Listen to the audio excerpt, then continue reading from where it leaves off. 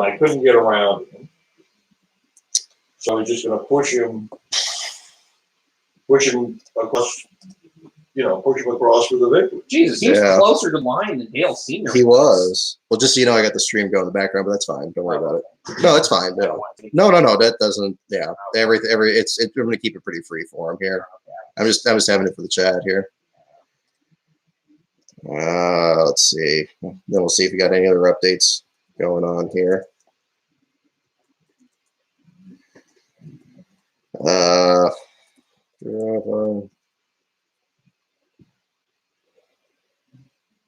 Maybe. There's a call. It's not saying it at the moment. Yeah.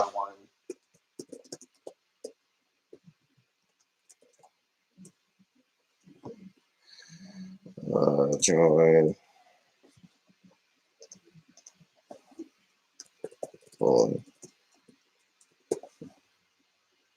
Okay. All right. Okay, folks. Yeah. Obviously, here at the live stream, ordinarily waiting for results from technical inspection for William Byron's last place finish, but of course, also looking to see what's going on with Newman. I'll let you guys know if I see anything or so I can text you all that. Yeah, it's okay. It's not a big deal. Yeah, I think we're keeping this pretty simple tonight. Yeah, pretty startling series of events. I don't want to speculate. I mean, I'm not there. I don't know what's going on. I don't, all I can judge this off of is things you see from other events and everything. I mean, we've obviously had situations where you have an outcome where a driver's okay, and we had, I mean, even Robert Ricken's situation there. I mean, I know he's recovering from, trying to, get back on his feet and everything and that going on. But, yeah. Hey there, everyone. Yeah, I know it's going to be a weird one tonight. I'll tell you, because that was I don't need to tell you. You guys all saw it. That was a crazy set of circumstances here. It's, again, these are things. Yeah, we're all. I mean, again, it was pretty. We'll talk about the race. We'll talk about everything going on this past weekend because we did our last show during the Clash. For those of you new to the show here, this is the one we usually do. We follow, waiting to hear back on technical inspection for the last place finisher. Tie in with the website. This is. But again, this is the risk. I mean, these guys. Talking with these other drivers, especially like veteran drivers. I mean, for those of you, I mean, from what the work I've done before with JD, and I don't want to make this about myself, but I mean, it's certainly relevant information there from, doing the research on JD's thing. And we certainly hope that it's nothing like that. But, these guys are professionals. These guys are unbelievably brave just to strap in that seat and go out there and do what they do. And it's very easy to get in a point. We talked about this in 3 before February. We talked about this in other projects there, that, you can only do so much to make these cars safe. There's only so much that people can do to try to see what's going on and everything. And it's just a really difficult situation, and you'd like to believe that it's nothing serious going on, but that was a really bad hit, and I got to say, again, I can't speculate as to what's going on there. I don't have any other information than you guys have available. I'm browsing the Twitter feed here in the background. But not going to the rest of the Fox broadcasts, I don't know. Yeah. Again, I felt bad about even putting this. I don't even really feel good about doing this live stream. I'm seeing some comments on there that probably wasn't a good idea, but I don't know. this is the risk. I mean, well, and I gotta say, this is the risk as when you're somebody that covers the sport as well. You certainly hope for the best competition. You talk about how great these competitors are and everything, and we've done everything else, and when you cover the sport, it gives you it makes you take a step back a little bit, and and all that. But I got to say, if they're doing, I mean, I was actually encouraged, quite frankly, of them saying that they removed Newman from the car. I mean, at this point, you want to take any positive news that you can about what happened in the race and everything, and what you've seen. But yeah, I mean, it's that's all you can see right now. But the car's on rollback and not covered. Okay, I mean, I don't have any information on that.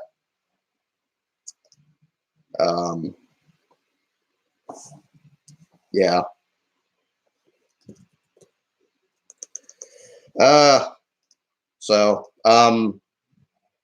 yeah, I mean, it was, yeah, I mean, goodness, where to even start? I mean, just,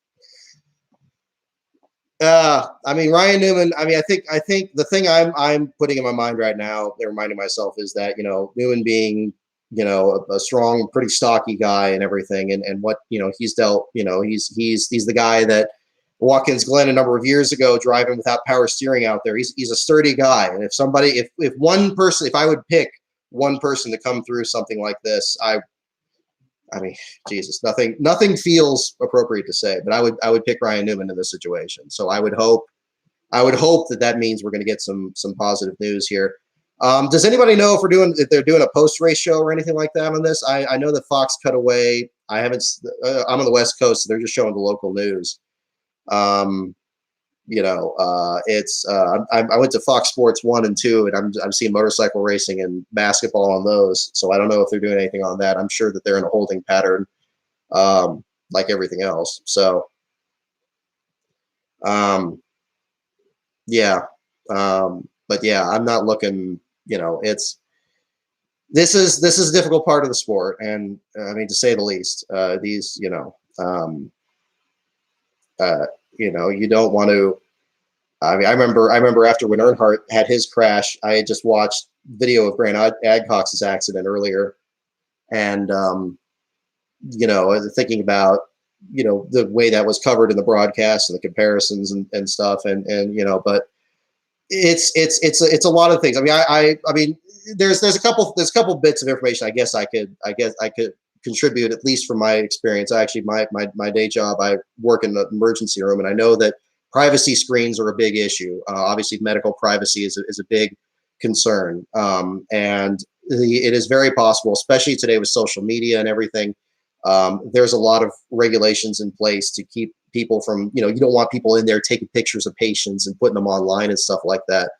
And I think it would be interesting if I did a full breakdown of the law. I wonder what line is where you become a patient versus an individual, especially a public figure like a race car driver there. I imagine once a medical treatment are on the scene, you got EMTs and everything like that. They want to keep things private, and it's it's possible that it's just there were pictures even in other accidents where perhaps they showed too much. I think Fox is in a very difficult situation of trying to show the replay or anything like that. A difficult deal there.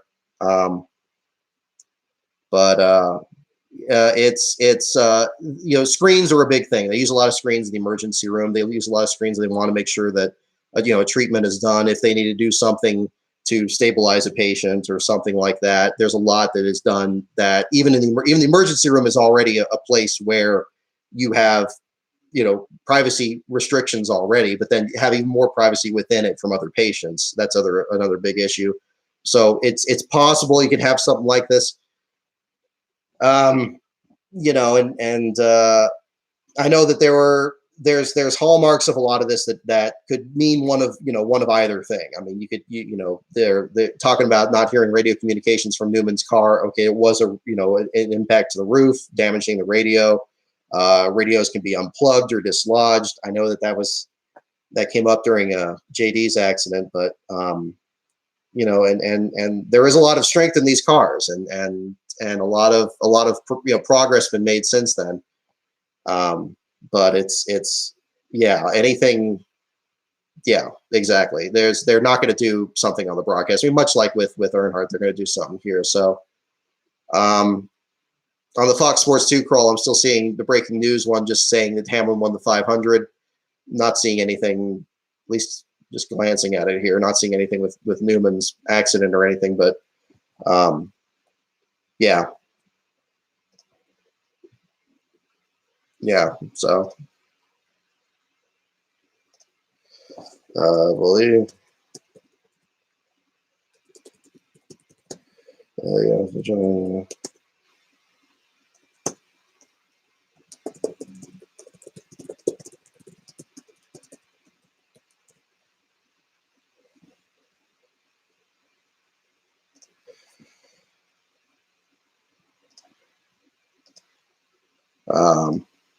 But yeah, just responding a couple comments here on the Twitter feed here.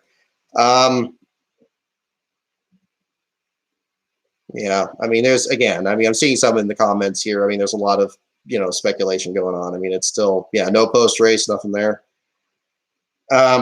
Yeah.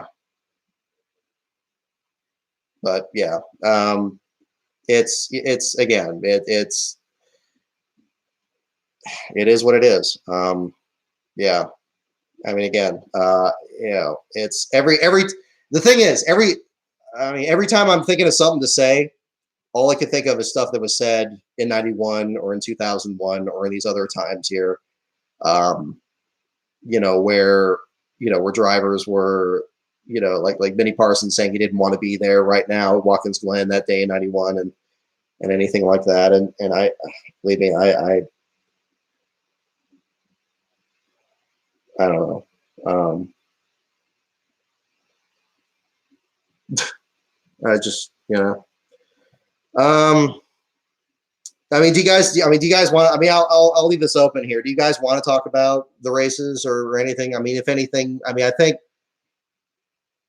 it's not my place. Like I do this show just after each of the Cup races here, and we were already scheduled to do this and everything. So it's not something for this. I know that people are going to think that, but they can think that. I don't care. But if you guys want to talk about the races, kind of pass the time there, we can certainly do that. I know we talked about the Clash a little bit. Yeah. Well, I mean, we'll stay on. I mean, again, the diet, I've already done this, already put it on, so people could feel however they want about it, but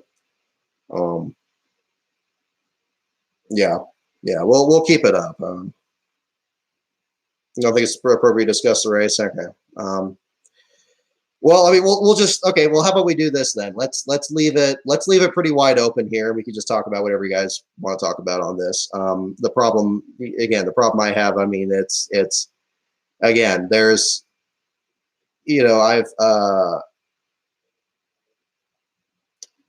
a lot of work in this where, I don't know.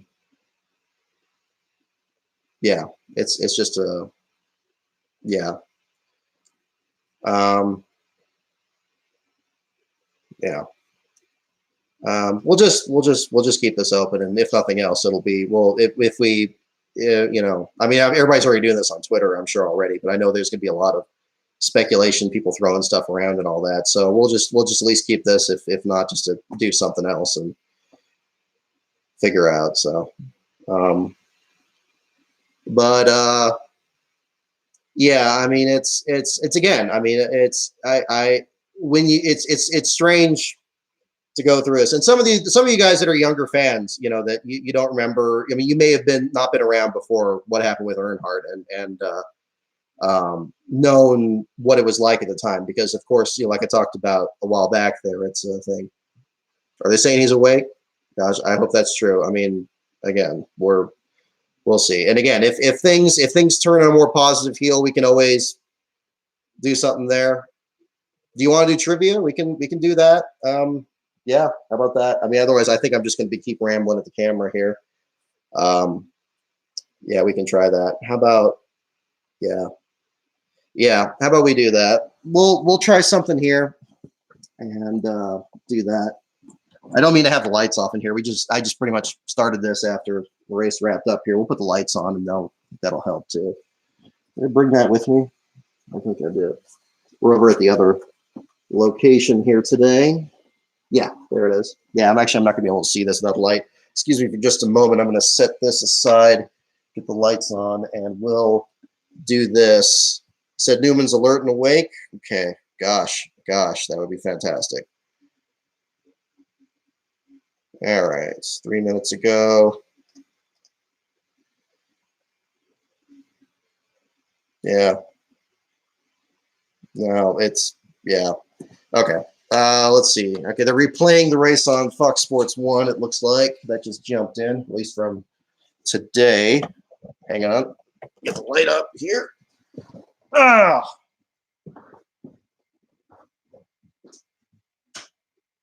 And then we'll reevaluate this as we go along here. If it becomes appropriate to talk more about the race, about everything happening, we can certainly do that too. But this is one of those times where you just, sometimes, we could all just be sitting around and worrying and everything, but I think that, maybe that is the best thing to do, but I don't know. Yeah. Nothing official. Okay. Well, again, we're not gonna speculate. I don't know anything on that. Again, I'm just hopeful that a lot of the imagery that may seem scary in this context is something that maybe is just standard protocol in a particular kind of instance. I'm not going to pretend to know what their protocol is at the track or anything, but we'll do that. So right now, let's go ahead and we'll drop in here. If you guys have questions about stuff from the race, we'll kind of pass that on. Obviously, I see the comment about Jordan Anderson's second place run in the truck race. Obviously, that was a good story there. But hopefully, if these things start going, I have, again, literally no additional information than just what's publicly available right now. So we'll stick with that for right now. We'll do our trivia segment here. This again with the deal here. We'll just go ahead and jump right in and do some here. What driver didn't know the way to victory lane? Oh, gosh. Okay, we did that already. Never mind. Sorry, let's do a different one. We did that question already. Okay, here we go.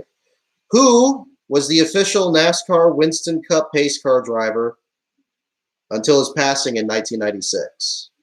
Who is the official NASCAR Winston Cup pace car driver until he passed in 1996? Any of your picks on that? Go ahead and type them in the comments if you know the answer to that question. Who is the official NASCAR Winston Cup pace car driver until his passing in 1996? You got Elmo Langley. You got several votes for Elmo. Okay, there we go. Got it. Good job. Okay, Elmo. This thing's always a challenging one here. Okay. Who won the last NASCAR Winston Cup race ever run in Ontario in 1980? Who was the last NASCAR Winston Cup race winner in Ontario in 1980? Now look at Racing Reference. It's always a challenge at this, so try to guess there. Who was the last NASCAR Winston Cup race winner at Ontario in 1980? We see several votes for Benny Parsons. And there we go. All right. And the answer is indeed Benny Parsons. Okay, excellent. Who was the NASCAR Busch Series champion for 1997? Who was the Busch Series champion for 1997? The NASCAR Busch Series champion in 97. Any reports on that? Busch Series champion in 1997. And the answer is Randy LaJoie indeed. There we go. You guys got it.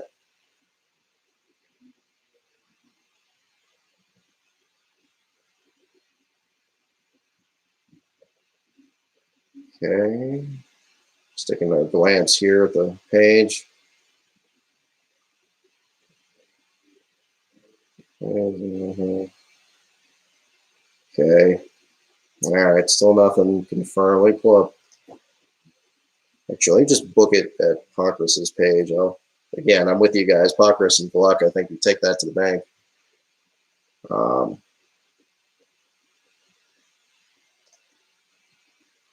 Pockrass says that Corey LaJoie has been taken out of the care center, so certainly good news there since he was involved in that accident. Corey LaJoie out of the care center. Newman is being taken to the hospital. That was posted 30 minutes ago on Pockrass's page.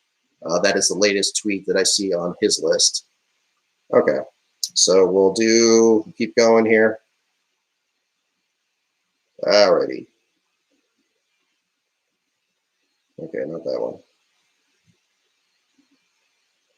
What 80s year did Darrell Waltrip inch by Richard Petty for his second Atlanta win? What year in the 1980s did Darrell Waltrip inch by Richard Petty for his second Atlanta victory? Any guesses on that? What years? Or what year specifically? You have 81, 82 are guesses. Okay, we got some other ones here.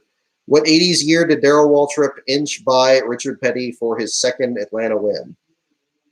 And the answer is 1982. 1982. Oh, I see a few people pick that. There we go. Excellent. Okay, we're hearing. All right. Anything on here? Just keep checking. All right. Okay. Who won Nashville's 4-car Superstar Showdown in 1988? Who won Nashville's 4-car Superstar Showdown back in 1988? This is an unusual one. This is under the drivers category, which usually is the Winston Cup Series, but I mean, I guess it's possible that it's somebody outside of it. I think we had the Busch champion one in this category, so I guess not. Who won Nashville's 4-car Superstar Showdown 1988? Okay. Oh, okay. I already glanced the answer. It was definitely not what I was thinking. Nashville's 4-car Superstar Showdown 1988. Don't Google it. Don't Google it. Try to guess. Try to guess. Who won Nashville's 4-car Superstar Showdown in 1988?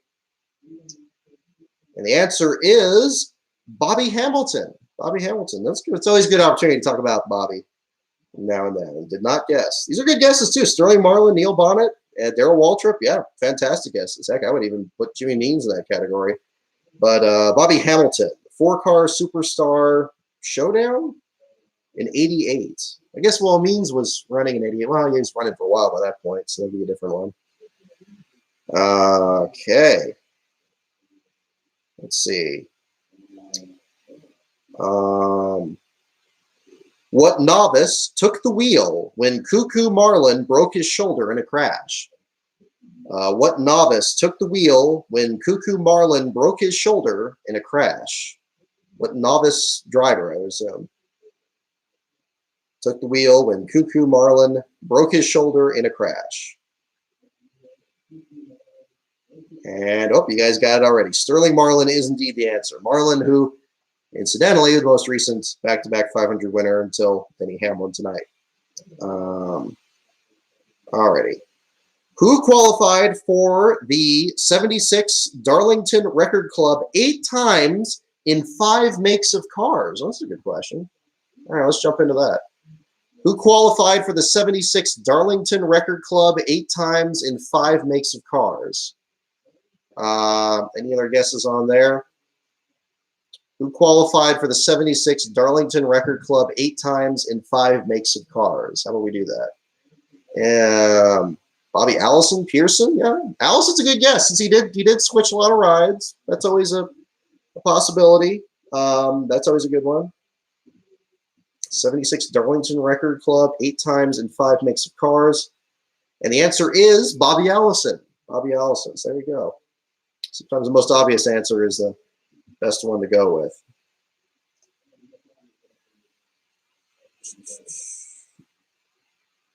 No new updates from Pockrass. Okay. What Busch driver ended a 207-race winless streak at Hickory in 1998? Here we go. We're going to the lower divisions here. Well, I mean, one would say, I know Rick Houston would say it's second to none, but there you go. What Busch driver ended a 207-race winless streak at Hickory in 1998? Dick Trickle, first guess. There we go. Any other guesses for that? A 207 race winless streak at Hickory in 1998. Barrier, Sawyer, Fedua. Seen a lot of big names from the Busch Series here show up. Elton Sawyer. Okay.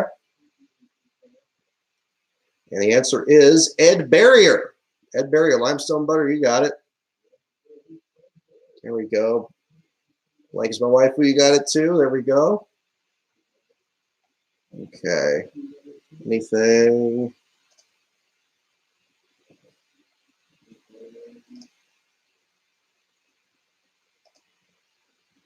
All right.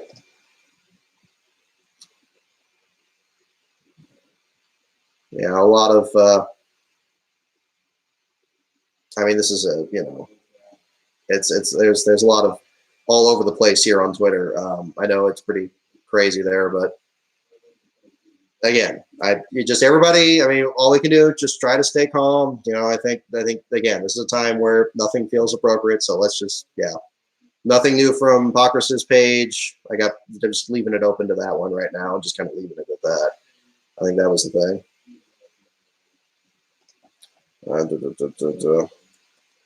Check it again here. Okay, yeah, nothing new from that page. So I'm gonna wait for no confirmation on that. All right. Let's move on to the next question here. Who won the Winston under the lights in May of 1992? Okay, we got some easy ones here. Who won the Winston under the lights in May of 1992? May of 1992. See, Jeff Bodine, that's a perfect example. See, again, you can have an accident that looks very serious. They got to take the right protocols, and yeah, exactly. So again, think positive. It's entirely, yeah. They got to do what they have to do. Who won the Winston under the lights in May of 1992? Davey Allison is indeed the correct answer. There you go. One hot night. Yeah. Okay. What year in the 80s saw Richard Petty's last NASCAR Winston Cup victory? What year in the 80s saw Richard Petty's last NASCAR Winston Cup victory? Yeah, see, there you go. There's a history there for sure. What year in the 80s saw Richard Petty score his last Winston Cup victory? 84, 84. Of course, you guys got it. 84.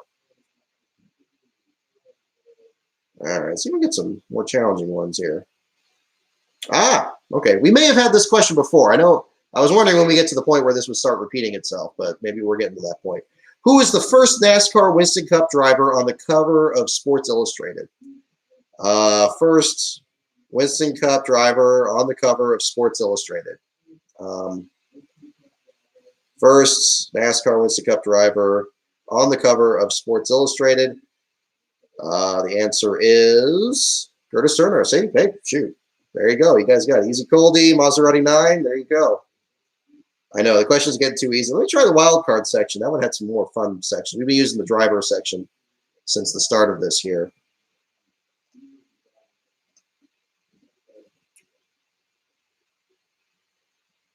Okay. Nothing new from Pockrass. Yeah, nothing new from Pockrass's page. Not going to speculate on Ryan Newman. Again, this is just here in the background. What NASCAR Winston Cup broadcaster is also a medical doctor? Okay. What NASCAR Winston Cup broadcaster is also a medical doctor? I swear these are the questions here. I'm just reading them off. All right.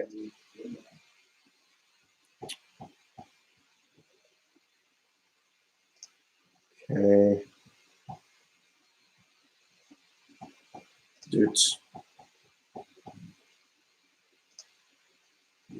Here. Okay. Yes, Dr. Jerry Punch is indeed the answer. There we go. All right. Okay, these are some easy ones. I'm gonna skip through some of these easy ones and try to get some better ones here because I know it's no fun. Let me try. How about this? Here we go. How about this one? What tender age was Bill Elliott when he started racing? What tender age was Bill Elliott when he started racing? So let's see. Good guess here. Don't look at Racing Reference. I know they pull the age up on that one column. I know it'll be tempting to look there, but just try to guess. What age was Bill Elliott when he started racing? We have guesses at 18, 17, 8, 16, 9, 18, 21. And the answer is 16. 16. There, a Spaceman Monster. I think you were the first one there. There we go. Jimmy Spencer. Jimmy Spencer as a doctor would be. That would be something. I'll tell you what. All right. Okay. Who won 21 races when he drove for Carl Kiekhaefer? Who won 21 races when he drove for Carl Kiekhaefer? 21 races. Not my first start when I was just 17. I guess it was that. Who won 21 races when he drove for car owner Carl Kiekhaefer is the question. Sorry if that one didn't hear there. 21 races. Yeah, Thomas Jarrett. It's possible this thing gets it wrong. I think we had a question here a couple of weeks ago, actually, probably in our off-season show, where it got an answer wrong, and we put it to task. It's possible that it was 17 and not 16. So there's that. Tim Flock is first guest on there. Jimmy Spencer, Bobby Isaac. Bobby Isaac. This is for car owner Carl Kiekhaefer. Carl Kiekhaefer. And the answer is Tim Flock. Indeed, the Mercury outboard cars, if I remember correctly. Okay. Okay. How many full seasons did Curtis Turner miss due to his lifetime suspension? How many full seasons did Curtis Turner miss due to his lifetime suspension? And lifetime suspension is in quotes because the suspension did eventually end, and he returned to competition later in his career. How many full seasons, however, did he miss from the start of his suspension until when it was lifted? We have 5, 4, and 6.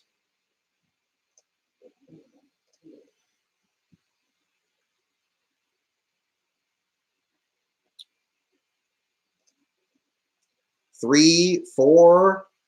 What was he suspended for? If I remember correctly, it was union activities. There was a union busting thing that the France family was doing because they were trying to get, I believe it was either the Teamsters or some other group was going to be involved in constructing Charlotte Motor Speedway. Curtis Turner was invested in it. The France family didn't want any union activities involved in their sport, and so they gave him a lifetime suspension there. They were pretty strict on that back then. That was there's more complications to the story than that, but that's kind of it in a nutshell there. But he was suspended for a number of years. The answer is 3. 3 is the correct answer. DCP Music, you got it. WW Sauls, blank, you got it. There we go. Exactly. Yeah, NASCAR Tiger Game. This one, again, for those of you interested, this is a, you can probably find these on eBay for pretty cheap. This was made in 1998. Great little NASCAR Trivial Pursuit thing. I got this thing back in 2001, and I've used it off and on for a number of times, and usually it doesn't recycle the question. So a great little thing to pass on. If you're ever on a road trip or something like that, this is a good thing to use here. If you forgive the plug here. Trivial Pursuit is not paying me, I will tell you that much. Okay. Next question here. What driver broke the closed course record in 1970 with a lap of 201.104 miles per hour? 201.104 miles per hour. No updates from Pockrass. 44 minutes since the last post. What driver broke the closed course record in 1970 with a lap of 201.104? There we go. The answer is Bobby Isaac. There we go. Bobby Isaac is the answer. So I guess it's carrying the Bonneville. Well, no, it would be Bonneville Salt Flats because that would be a closed course. I was about to go into that. Of course, was that a more recent one? Because I know there was that race hub video where they brought the 71 car out. Bobby Isaac used to drive. They did a thing there. I guess it was a more recent thing. Yeah. Nice, Gareth. Well, hey, you may not like the glasses, but you're still watching me, so how about that? All right, wild card. What are drivers who qualify but never contend for the win commonly called? There we go. What are drivers who qualify but never contend for the win commonly called? There we go. We've got a pejorative term, perhaps, is going to be the answer here. What are drivers who qualify but never contend for the win commonly called? The answer's here. All right. William Byron. Yeah, there we go. Good guess for today. There we go. And the answer is backmarkers. Indeed, backmarkers is the answer. Dream Run's a good guess. Starting Park is a more recent term. There we go. All right. Yes, again, for those of you just tuning in, no updates on Ryan Newman. Well, all I'm doing at this point, I'm just keeping Bob Pockrass's page open for updates. If any of you guys have any information or anything else to contribute, that's fine. I'm pretty wide open on that. We're just passing the time here at this point. That's A-okay. Last update 46 minutes ago, a tweet from Bob Pockrass. LaJoy is out of the care center. So LaJoy out of the care center. He was the one who collided with Newman during the wreck. Newman is being taken to the hospital. There are no other updates for Pockrass. And for those of you who don't know, Bob Pockrass is the gold standard. I would rely on him, and I know other people in the industry would as well. And he is not going to post anything before an inappropriate time. So we will wait and see on that. Okay. Who met Nostradamus in a 1998 Miller Lite ad after racing back in his time machine? Here we go. Here's your commercial trivia. Who met Nostradamus in a 1998 Miller Lite ad after racing back in his, quote, time machine? Is the next question. There we go. Who met Nostradamus in a 1998 Miller Lite ad after racing back in his time machine, for sure. Bob is absolutely worth a follow on Twitter. Absolutely. Fully vouch for that. And the answer is Rusty Wallace. There you go. Rusty Wallace commercial. One of the most successful ad campaigns. Miller Time Machine. All right. So here I'm going to switch this. I got the TV in the background here. All right. Okay, not that one. Let's try this. Basketball. Okay, well, I'll leave it here just in case. Okay. Here we go. What driver raced with Woody Woodpecker and friends on his Chevy in 1997? Ooh, here we go. Bonus points if you know which race this happened in. What driver raced with Woody Woodpecker and friends on his Chevy in 1997? There we go. Are you going to watch NASCAR America? Is that on right now? I got Fox Sports 1, Fox Sports 2 on. They're not showing it. Is that NBC? There we go. Fox Sports 1 and Fox Sports 2 aren't showing anything right now. I was anticipating something there, but I'm not seeing anything. 9 p.m. Okay, so 6. Okay. Let me see here. Probably won't be here. Well, first let me get the answer here in the meantime. Okay. Wally Dallenbach corrected. Suzuki 97. Set head 2. You got it, man. There you go. All right. Let me go back. Actually, no. Go to the guide. Dude. Watch amazement as I browse. Okay. Not there. That is NBC. It's like NBCSN with. I hardly ever watch NASCAR America. I'll freely admit that. Let me see. Let's switch down to that. I believe so. Okay, not there. Okay, there's NBC Sports Bay Area. Here we go, NASCAR America. Okay, I'll bookmark it there. All right, I'll keep that in the background. All right, cool. Okay, we got that left there. Let's see. Anything else? Checking Pockrass's page again. No updates. 50 minutes. Same update. According to Joy. Okay. Moving on. How many degrees does a driver spin in a, quote, bootlegger's turn? How many degrees does a driver spin in a bootlegger's turn? There we go. All right. How many degrees does a driver spin in a bootleg turn? Here we go. How many degrees does a driver spin in a bootleg turn? All right. 180, 360, 45. The answer is 180. There we go. Ryan is on the CNN website right now. Okay, well, again, I would pick Bacchus over CNN. I'll tell you that much. Still no updates from Bacchus.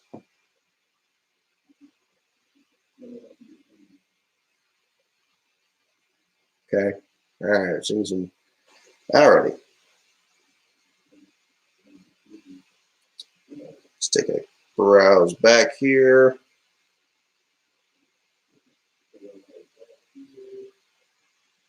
Okay. All right. Okay. Next question. Whose nickname was Special K? Whose nickname was Special K is our next question. Special K is our next question here. Who was nicknamed Special K?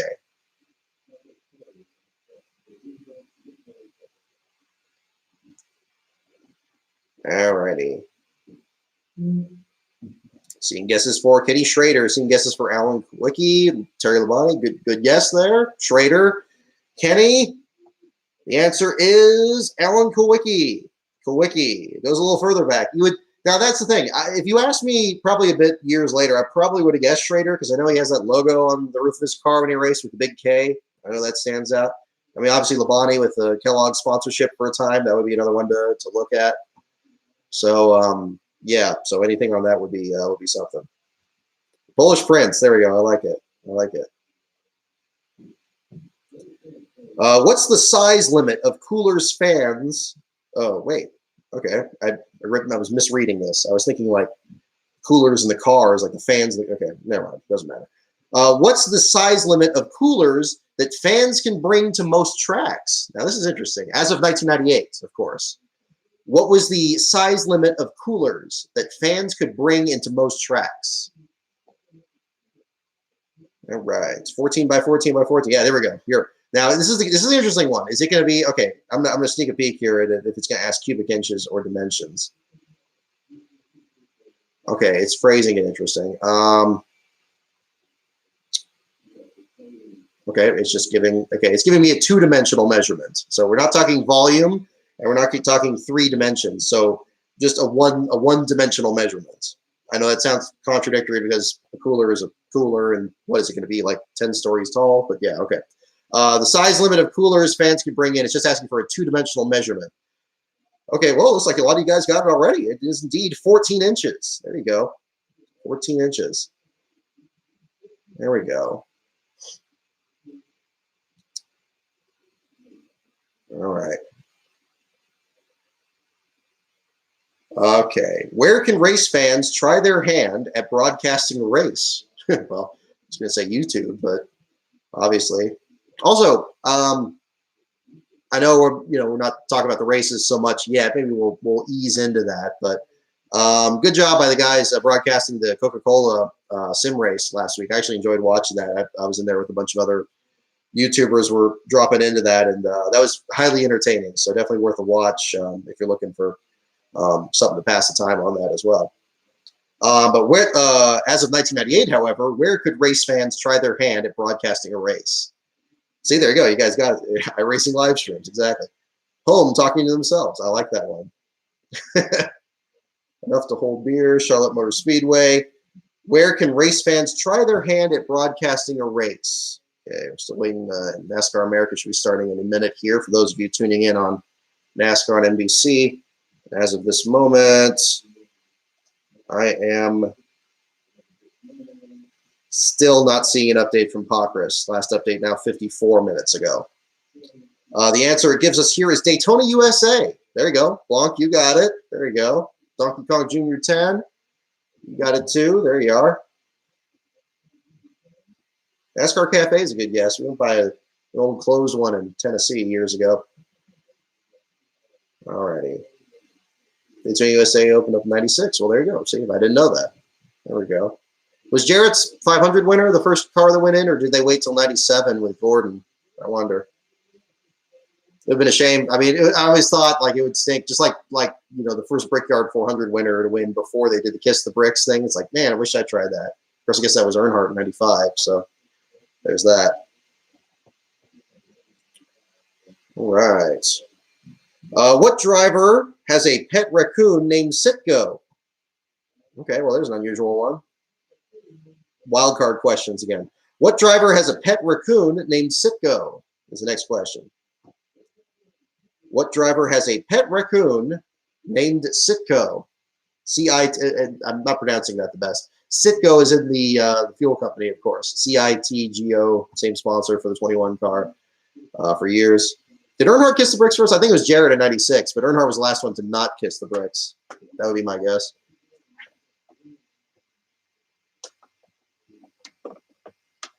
It's chill out in turn 4. Okay, I don't know. Got to be Wood Brothers driver. Any guesses on this? We're only getting a few guesses on this. Jeff Burton, Michael Waltrip. Good guesses. Jeff Burton's a good guess. Emma Langley, Stewart. Any other guesses here? What driver had a pet raccoon named Sitgo? Bricks was Jarrett and Todd Parrott. Okay, I thought so. And I guess NBC ain't doing it. Okay. Yeah, I'm not seeing it either. So, well, obviously, we're all looking at the same channel. Okay, the answer is Morgan Shepherd. I believe somebody did guess Morgan. Where was that? I saw it. Andrew was correct. Ernie Waltrip, Wood Brothers. Bricks was Todd Parrott. Petty or Pearson, yeah. Means or Morgan. Ross Chastain, you're close enough, man. You're closest. Morgan Shepherd is indeed the guess. Sounds like a Rick Mass kind of question, almost, but no, Morgan Shepherd is on that one. So, yeah, we learned some interesting stats. We had the thing about, what was it? Last week, I think, we did our show for the Clash. We talked about Davey Allison being pulled over on the way to Daytona in '89. Again, no updates on Ryan Newman for those of you jumping in. This is just more of a decompression live stream, I think, than anything else. We're just doing trivia in the meantime. While I keep Pockrass's page in the background, that is pretty much it until status changes here.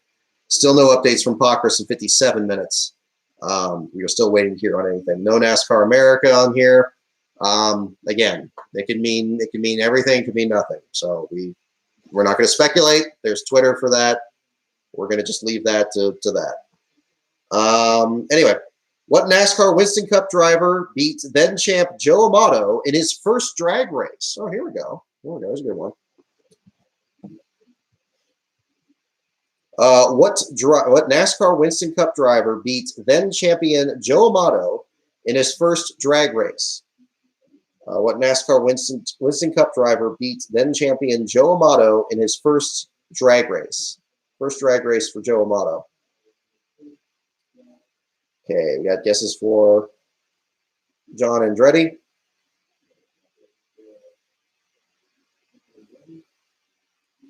All right. Champion Joe Amato in his first drag race. And the answer is indeed John Andretti. John Andretti. Seeing a comment here, stop talking, start praying. Look, I'm not telling you to not. I'm telling you, yeah, if you do, by all means. We have nothing confirmed on Ryan Newman and anything like that. This is just me on autopilot right now, buddy. I do these live streams every week. It's not because of what happened. It's just here. And if you don't want to be in it, that's A-okay. So I'm just putting it out there. If you guys don't want to be in it, that's fine. If you guys want to talk about anything or anything like that, we can do that. This is just here for the people who like doing live streams. And there you go. And if it goes from there, yeah. But yeah, definitely if you pray seriously. Certainly. But that's a personal thing. I'm not here to inflict that on, or inflict, and that's not the right word. I'm not here to be the guy leading it, because that's not my business. That's not my thing. Okay. So you guys, anything you guys want to do, you do. But I'm just going to be here in the meantime for people who like somebody just being here, because this is what YouTube is. Let's face it. Okay. And yeah, and I'm not at the track, so I can't give you any information. And I feel like doing something, so here I am. So there we go. Now, let's see.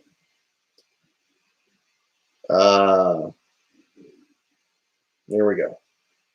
How many years? Okay, here we go. Now here's an interesting stat. This actually came up in a article I read a while back. How many years did the Dover pole jinx keep pole sitters from winning? How many years did the Dover pole jinx keep pole sitters from winning? Now this is interesting. This actually came up with another Dover race. Gosh, I can't remember what year it was, but it was like late 80s, early 90s. But it was an interesting thing there. All right, welcome everybody to the live stream here again. Yeah, perfectly happy to keep this going for people like this stuff going. So yeah. Let's see. We'll get the answer here in just a moment. I'm just going to refresh the page here in the background. No updates in 1 hour. Again, for those late tuning in, the last update from Bob Pockris. And again, I stand by that man is not going to say anything before anything inappropriate, and I will not either.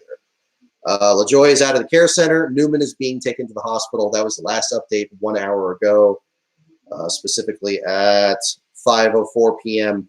Pacific time, so 8:04 Eastern. No updates. I do not know anything more about what's going on with Newman. We're all certainly hoping for the best. However it's that, yeah. However you deal with that, that's for sure. Okay, let me go back to the question here. How many years did the Dover pole jinx keep pole sitters from winning? The answer is 14. 14 years kept Dover pole winners from winning. Now, okay, now this is interesting. Now, is this the?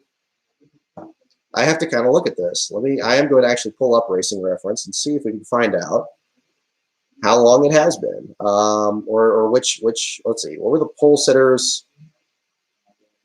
Let me get the pole winners at Dover. 2019. Dover. Gosh, it must have been for a while. Okay, here we go. Yeah, actually, I could count it down from here. Is it from, okay, so 1973, in September 16th of 73, David Pearson won the pole. Were there time trials? See, I got to look up, too, to make sure it's not rained out. Okay, he did win the pole in September of 73. And then there was another one, Pearson in May of 75. Yarborough in September of 76. Then, okay, this looks like it was a streak here. It looks like Yarborough in 76, September 19th of 76. Cale Yarborough on the pole. He won a pole at 115.74 miles an hour. And won the 1976 Delaware 400. And then we're looking here, 7, 3, 2, 5, 11, 3s, 7s, 4s, 3s, 2s. And ending the streak, September 16th, 1990, 14, yeah, there we go, by Bill Elliott. Won the pole at 125.945 miles per hour and beating Mark Martin, fall of 1990. So there you go. So the fall of 76 to the fall of 1990, the Dover Jinx. There we go. It's definitely something that doesn't get talked about too much. Yeah, goodness. And, you know, it's strange because you think that would be, I think the last one before that was like Dick Trickle's only pole. He had a pole at Dover in the spring of 90. Yeah, I'm seeing the same hockey thing on NBC here. Again, no updates from Pockris. Still waiting on that. Just another, well, you know, another check here. You guys, anybody want to talk about anything from the races, from like maybe the truck race or the Xfinity race? Is everybody okay with that? Like doing anything, kind of touch on that? If you want, if this is getting too repetitive, we can break it up a little bit. This is really, we're keeping this just free form tonight. I don't think it's anything. Yeah. But clearly, I think what can be clear from this is that obviously they don't want to make anything public until they absolutely know what the status is, and that can mean any number of things. I know that there's no there's nothing to really take from that other than they're just being careful. So you know that when they do give the information, it's going to be as accurate as possible. And in these situations, that's the best course of action, certainly. So that's where we're at on that. Yeah, absolutely. Let's go into the truck race and everything. I think that'll be, we'll talk about trucks. Because there's definitely plenty of ground to cover on that. Okay, I'm glad we kind of eased into it here a little bit. I think that's a better way to go about this. So, Truck Series race on Friday night. Fantastic competition out there. I think they put on a really good show. I think in the race itself, it seemed like trucks were really hard to handle. I was really struck by a lot of the pictures they showed of these trucks where it seemed like they were hiked up really high in the back. I don't know if that was just something that they introduced this year or something they've been working on progressively for last years. But a lot of the pictures, I know there was one of Gustine's truck that somebody took that it seemed like they were just really planted down on the nose and kind of ramped up like that. I didn't think that was really possible with the trucks, but they were a real handful out there and ended up producing a crazy competition there. Of course, certainly thankful that Ty Majeski was okay after his accident in turn one, flipping on the roof of his truck there, sliding from unusual distance there without going too far in accidents. But glad he's okay. First incident of the day. Majeski ended up locking up the last place finish there in the race. We didn't have anybody disqualified afterwards. Austin Wayne Self, Tate Fogelman, Brian Dozit, and Angela Ruck rounding out the bottom 5 in that race. The article is available on lascar.info. We posted that yesterday during the rain delay. Majeski's first last place finish across all the 3 of the top series. But on the other end of the field, certainly some great stories here at the top of the field there that are fun to talk about. Jordan Anderson, certainly a lot of you, I'm sure, out there very aware of him and his involvement in social media and his development from working with Mike Harmon's team to starting his own organization. He brought on a new sponsor in K-Seal on his number 3 truck, had a good run out there. He had to start at the back of the field. He was actually shown classified at the back and had to work his way up, like a lot of the other competitors that ended up. Actually, a lot of the people that we saw at the front, of course, with the wrecks they had and when they actually happened, a number that were very close calls, and then the incidents there at the front of the field. You end up having Anderson come to the back of the field to the front. Cody Rohrbar spun out off of turn 4, almost pulled the Ron Bouchard there to come back on the inside and pull the 3-wide pass. It was interesting. It seemed like it kind of held him back just that little bit, and then exiting the trial bowl, he was pretty much even with him. So if we had a Talladega finish line, we would have had a very different story in victory lane there. Easily a career best finish for Cody Rohrbaugh there in a very limited season effort. Apparently he's going to be running Las Vegas, at least from what he said in his post-race interview. So we'll certainly hope that they're able to keep stitching things together with whatever they were able to earn from this race. Derek Kraus had a tire issue at the beginning of the race, came back to finish 4th. Great run for the newly reorganized Bill McNally effort, being merged in with the new investor they had in there to keep them going this season. Natalie Decker, yes, has to be talked about here. I know, of course, we wrote about Decker last year. I wrote about Decker last year in our Truck Series feature because she had just a terrible run there to start things off. Had a fire in the engine compartment that ended up knocking her out of the race there after an incident. But she bounces back driving for Al Neese, much like Angela Ruck did with that team last year. Finishing 5th after starting 30th. She had been back at the field, had to incur a tail end penalty to get back up there. Great run for her. I mean, I couldn't be happier for her. It was good to see her celebrating that with her family and being competitive up there. Ross Chastain looked like he had a good shot at a top 5 there, got squirrely in turn 1, got knocked up the track.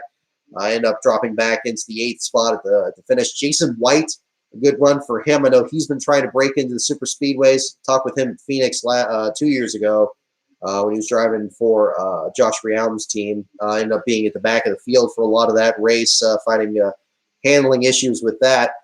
Then running at Mosport again at his home race there. Good to see him getting some more attention there. Top 10 finish for him, him being towards the back of the field. Starting in the 31st spot, actually very nearly the back of the field there at the start, and a great run for him. I just have to say, I mean, just fantastic driving by a lot of the competitors in that race. I was very impressed by the ability of the competitors to keep those vehicles as straight as they could because they looked like an absolute handful on camera. I can't imagine what that was like for any of those competitors. But it's good that there were some good storylines that came out of it there. Certainly Grant Enfinger with the victory, bouncing back for him. But Jordan Anderson looked like he had it there. But obviously, if you're going to have a side-by-side thing to win at Daytona, you never know how many chances you're going to get at that. And bouncing off each other, and fantastic finish. Probably one of the best we've seen in terms of a photo finish since, gosh, what was it, 2003, when you had Travis Kvapil and Rick Crawford and oh gosh, there was the other guy. Rick Crawford. It was Rick Crawford, Travis Kvapil. Was it Ruttman? I'm trying to remember. It was so many years ago. Gosh, I'm drawing a blank. But I know there was a 3-wide thing because he used to do a promotion for that back then with it's like, hey, there's this tire mark here, and this guy finished third. It's like that was a finish they were definitely pretty proud of. Yeah, it was 03. It was Crawford. Okay, Crawford, Kvapil, Presley. Okay, Robert Presley. Okay. So next time, gosh, again, that was always a great time with the Truck Series back when it was a venue for a lot of these competitors that hadn't been in the series for a long time, and just seeing them actually have some success and have some wins. It's kind of like the opposite of what the Xfinity Series turned into, where you had Cup guys looking to stroke their egos and beat a lot of underfunded teams out there and equipment that was a lot better, but a different deal. Yeah, Robert Presley, exactly.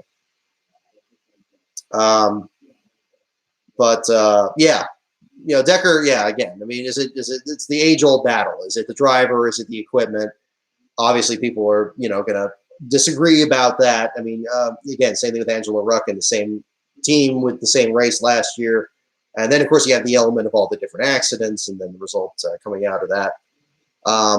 Again, those of you jumping in here asking about Ryan Newman, I don't have any other personal information myself. All I am doing right now, I don't want to speculate. I don't want to contribute to any spread of any misinformation. So all I am doing is just leaving Bob Pockrass's Twitter page open and refreshing it from now and then and just looking at it back here. In the meantime, we're doing some trivia and we're just now kind of easing into talking about the other support races since our show last week that we did for the Clash. But again, no updates from Bob Pockrass in over an hour now. His last update, LaJoie is out of the care center. Corey LaJoie okay after his involvement in the Ryan Newman accident. Newman is being taken to the hospital. So again, can't speculate. Obviously, they want to make sure that whatever information they give us, it's 100% accurate when they do it. We're not going to jump the gun like anybody else. I have zero interest in that, so we're not doing that. All we're doing here is just passing the time. So anything else? You know where the rear decklet is off Robert Presley's Halloween car. Okay, cool. Hey, that's awesome. There's a bit of history that doesn't get talked about that much. That incident that he had on the backstretch in '97 and being able to do that. So that was pretty cool deal. Obviously, glad he was okay from that one.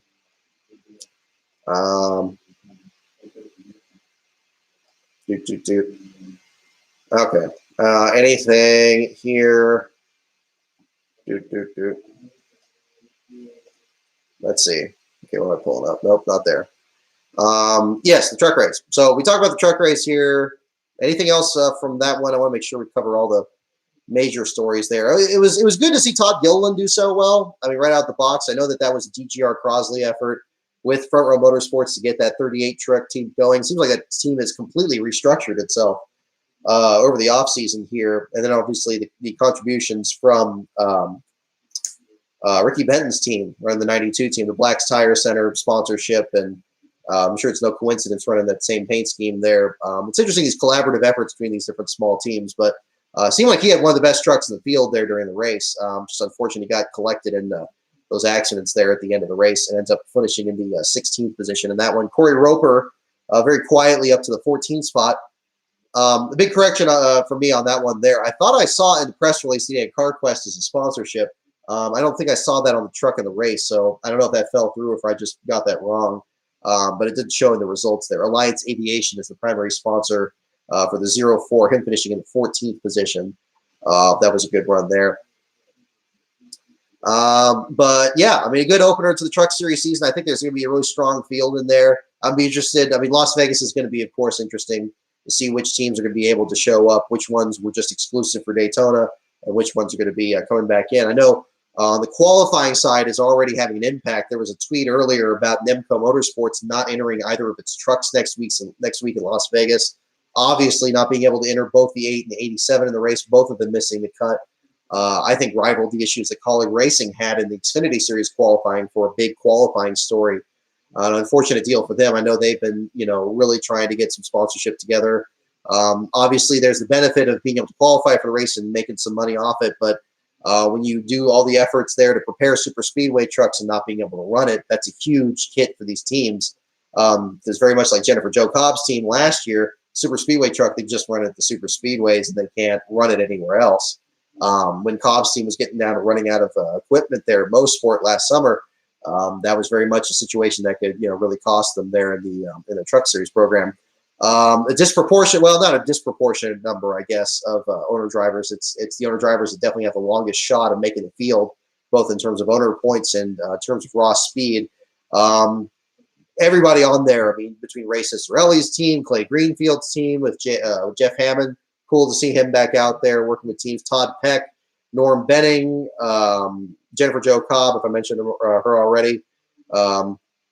Mike Ifrano's team with Tim Deans driving. I know there's been a lot of controversy with that, and whether or not that truck was ready to go, I don't know what was going on with that. It is a little strange that it had that tow hook on the front of the truck to run it at a super speedway, knowing you're not going to use it unless they were really anticipating the issues that they had with the rain over the weekend. I'm not sure if that was the case, but a lot of small teams that are already kind of behind the 8 ball starting off. I know Norm Benning. That's a big part of their organization is trying to get into these super speedways and get a good finish when they can. Unfortunately, the number 6, the slowest of the drivers that attempted to qualify for the race and ultimately not making it. Looking here. Just found on the R NASCAR. Okay. Yeah. All right. Well, thank you again for spreading it here. I mean, there's nothing, I mean, again, no plans with this or anything like that. I appreciate those of you on Reddit who are tuning in. For those of you unfamiliar with the show here, I mean, again, this is our regularly scheduled disqualification show. We do it after the races here. Debated about doing it tonight, obviously, with circumstances with Ryan Newman. Finally decided to go ahead and start it. I don't have any other information than anybody else. I am in NASCAR media part-time, though. I just do the occasional race. Our next race we're going to be doing at Fontana in a couple of weeks. Really, in terms of information about what happened at Daytona, I don't really have any other information beyond what's publicly available. We are just keeping Bob Pockrass's page up here in the background, talking about the other races during the weekend. And again, the latest update, I'm going to refresh the page again just to make sure. Latest update from Bob Pockras now a little over an hour ago. Yeah, actually about an hour and a half ago now. LaJoy out of the care center. So Corey LaJoy not injured in the accident, or at least not seriously injured. He's out of the care center after the impact there with the 6 car. Newman being taken to the hospital. We do not have any updates at all on Newman's condition one way or the other. We want to be very careful here not to disclose any other information on that. That's not what this stream is. The stream is simply just here. This is here for people who like streams, and it's here for that. There's a Twitch stream up waiting in the media room. Okay, I don't know anything about that. Again, nothing on that. So again, hoping for the best. We're all hoping. I'm praying my own way on here. I'm not overtly religious, but I do consider myself spiritual. All I can do is just send good vibes there and just hope that they get there, because I see this too much in my research and when I did some of the videos and books that I've done here, and you see the signs of it, and all you can do is just think positive.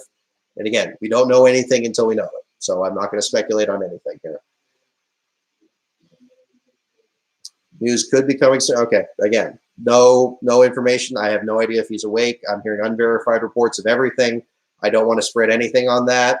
Again, in times like this, you want to spread any positive news at all. But again, when you don't know, you don't know. You've got to be real careful with it. And especially on YouTube, where things spread at lightning speed, we're just going to keep Pockrass's page open. And I'm not even looking to tweet anything. So I'm just going to keep Pockrass's page open, just keep this in the background. I know a lot of you are doing the same. Nothing new on Ryan Newman. No other information on that for those of you joining in. But at the moment, we did trivia earlier. We'll jump into that too if this runs long. We'll run this as long. I've decided we're going to just run this until we find out information one way or the other. I'll do that as best I can here with this. May take breaks here and there, but as best we can. Got everything plugged in the wall, so we'll do this as best we can until we find out what happened.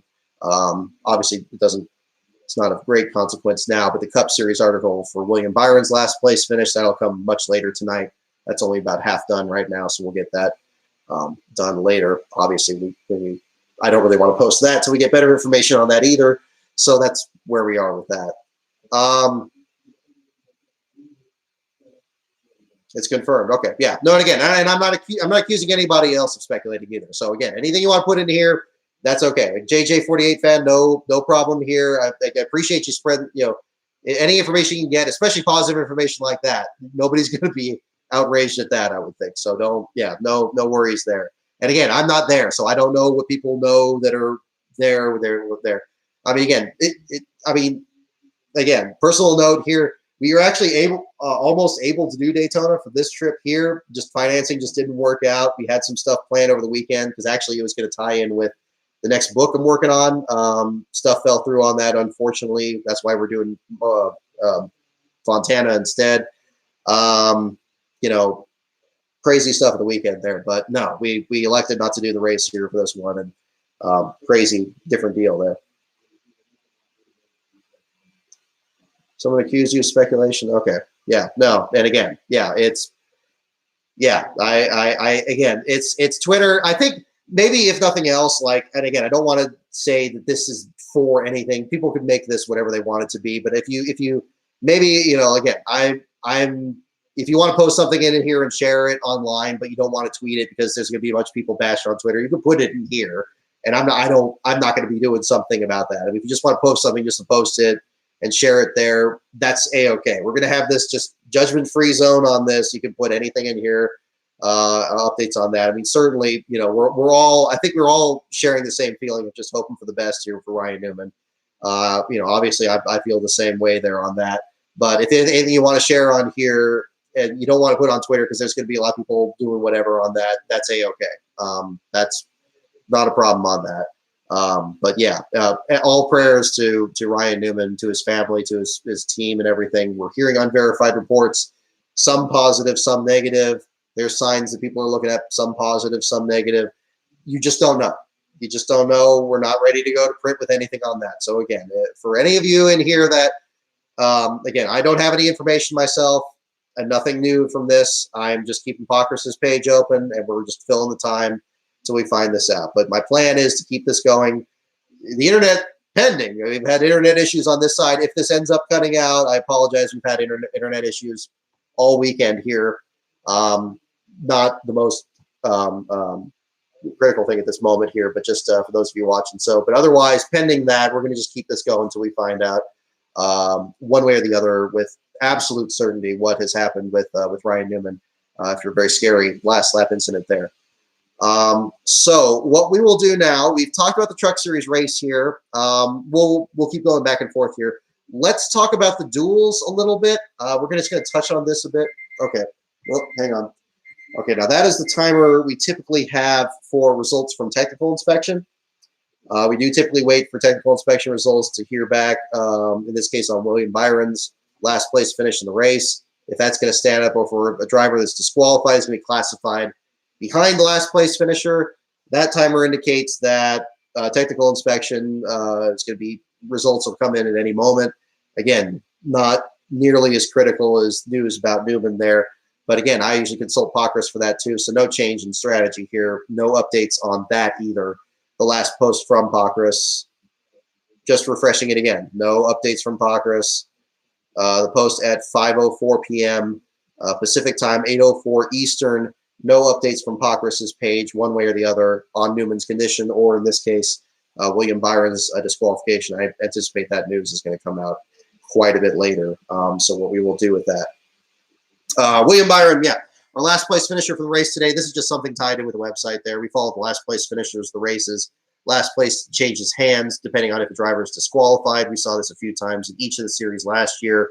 That's really the basis of the show that we do here. Obviously, this is a different deal. So let's go. Let's all that aside. Let's jump into the Xfinity Series race and talk about that. Right off the bat, the stories in qualifying to tie in from that.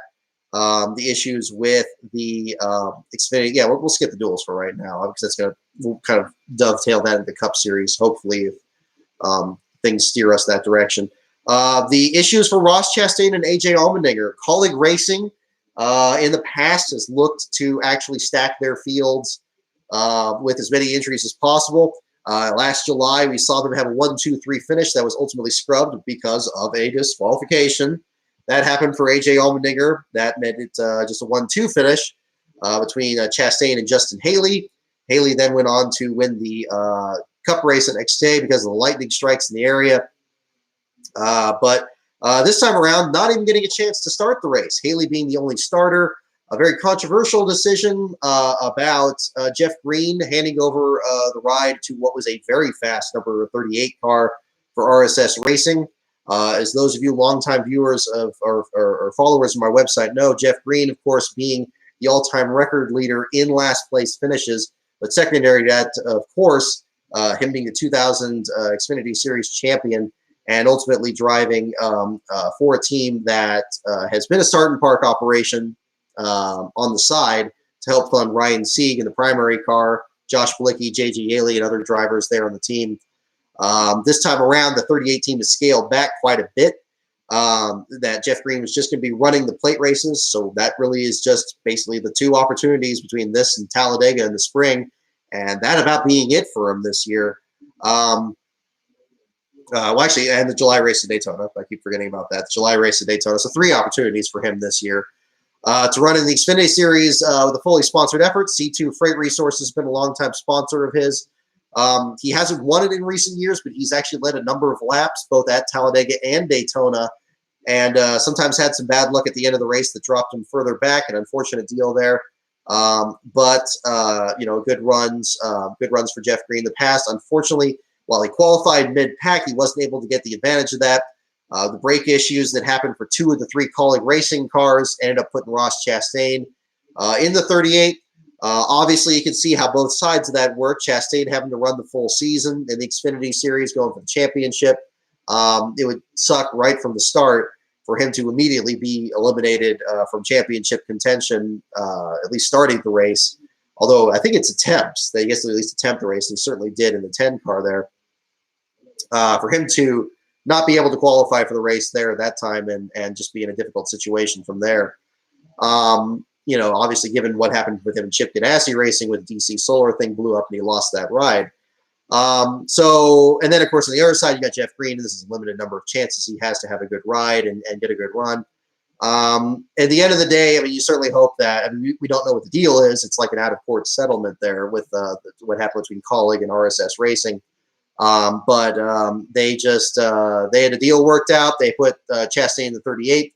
The 38 showed a lot of speed during that race, was up towards the front of the field, ultimately getting in an incident on pit road with his teammate, C.J. McLaughlin, the number 93 that crushed in the right front fender. Tire then went down later on, ultimately took him out of contention.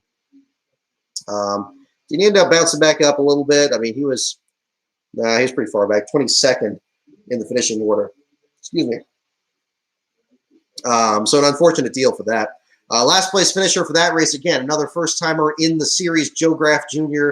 of the Core Development Group. He took over for Gray Galding, who had an outstanding year last year for the number 08. That was a storyline we followed a lot of last year. Obviously, we like to follow the underdogs here, both between Joe Graff Jr.'s effort as well as Brandon Brown's effort, the number 68. Both of them having breakout years last year with a reduced amount of Cup teams in the effort. Galding coming well within a car length of winning at Talladega in the spring and coming within a number of points of getting into the playoffs there all the way at the end of the final regular season, really, depending on who won and when. But Galding apparently parted ways. I thought he had been released because the news of Joe Graff Jr. came in kind of early. Later reports indicated that Galding was actually decided to part ways with the team. And then other reports at the track indicate that he has some Cup Series plans for later this year. Not sure what form those are taking, but we'll hopefully have some information on that. But Joe Graff Jr. ultimately taking over in the 08 car, had another good qualifying run to his credit, starting 5th, which I believe is the same spot Galding started in last year. Galding had an incident on pit road in a race with I don't believe, a single major accident. I mean, thankfully a safe race, of course.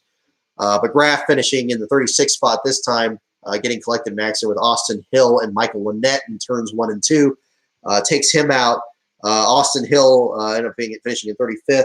Another incident, I believe, coming to the end of one of the stage breaks, collecting Riley Herbst, Miley Snyder. Ugh, there's some cross wires there. Myatt Snyder and Chris Cockrum there, rounding out the bottom 5 finishers in that race.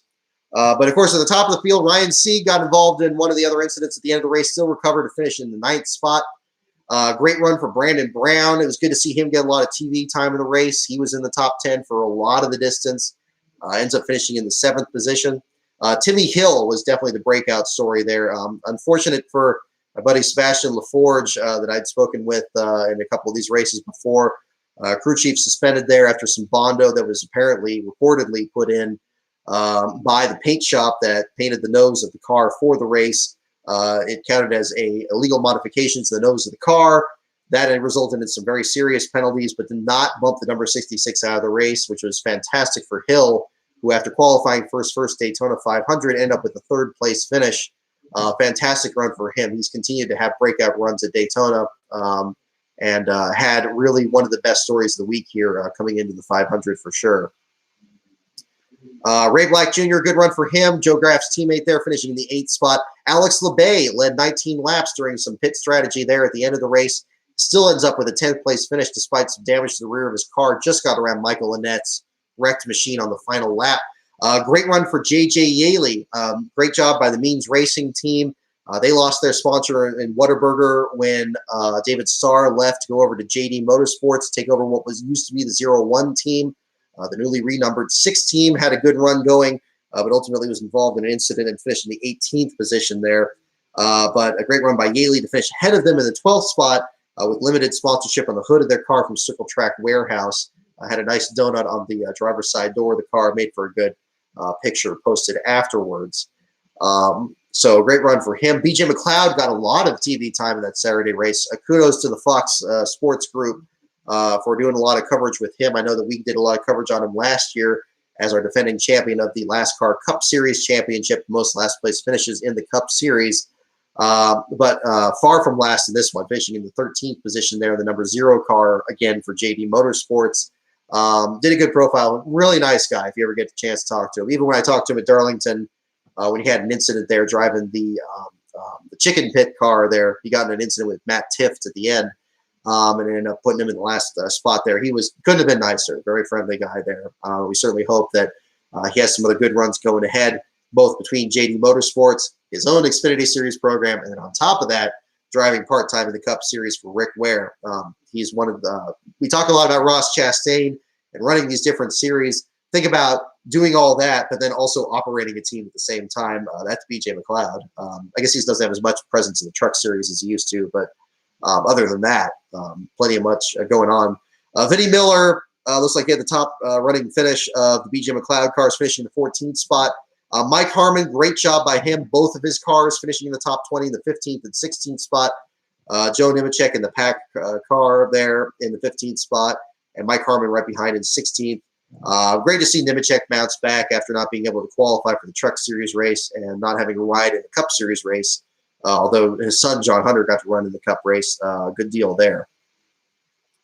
Chad Fincham, I'm glad that he was able to get some exposure for sponsor Garrison Homes after he failed to qualify for the 500 in the duels. Certainly he'll be back. We'll be interested to see what things look like for Carl Long's Cup Series efforts. Although he would focus more on the Xfinity side last year, looks like they're going for more of an even distribution between the 2 series this year by having 2 Cup Series cars arrive at Daytona, although they had one not qualify and then Timmy Hill's car getting damaged in 500 earlier tonight. Looking back there, but Fincham with a 20th place finish in the Xfinity Series race. Brett Moffitt, the Hour Motorsports car, had a great run. It was support I wasn't aware of from GMS Racing, which I guess contributed to Moffitt running for the team there, finishing in 24th spot after some crash damage towards the end of the race. Seemed to be running well higher than that earlier. So I guess they got some fast equipment there.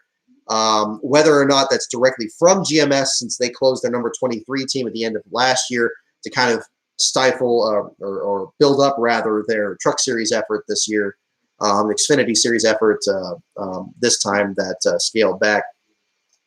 I've been not looking at the chat here in a while, but anything new on that? No official word on Ryan Newman. Yeah, nothing new here. Yeah, again, just refresh Bob Pockrass's page again. Again, those of you new coming in here, I apologize for doing the Fox News thing and having to keep cycle through this, but I think we're getting a lot of, I'm sure we're getting a lot of turnover in the chat here. So we'll just keep this up going as best we can here. Again, latest post from Bob Pockrass just after 5 o'clock Pacific, after 8 o'clock Eastern. Corey LaJoie is out of the care center. Corey LaJoie involved in the accident with Ryan Newman entering the tri-oval. Corey LaJoie apparently not seriously injured. He was out of the care center. According to Bob Pockrass, Ryan Newman being taken to the hospital. Likely, you know, the hospital nearby there, Halifax Medical Center is the one that's typically used. For instance, Daytona. That name is not in here, but that is likely the location there. They do a lot of, they have a trauma unit there for accidents there at Daytona. No information from there. Pockrass is kind of the central thing here. He's kind of the, I think, especially after what happened, I think the biggest thing, and of course we can all agree, I think on this, is after the Kobe Bryant accident a couple weeks ago, and we certainly hope that this is not nearly as serious as that. Obviously, one person involved, but you get what I'm saying. It's certainly better to be right than to be first, and I have zero interest in being wrong on this. You know, my prayers are out to Ryan Newman and to his family. We're all sending the positive thoughts as best we can. This is all just, you know, here we're just waiting like everybody else. I do not have any additional information from anybody, any connections I know on that. Apparently the media's, you know, last reports from some of the media is that they were being kept clear of the accident scene. I don't think anybody's been close to where that was. But again, no information on anything from there. Nothing from Pockrass, so we don't have any other information. Gluck just posted no updates at the moment. Okay. Maybe we'll keep another. I'm going to keep another page open for Gluck because he's good too, of course. But I'll keep Pockrass as the primary page here, and we'll do that.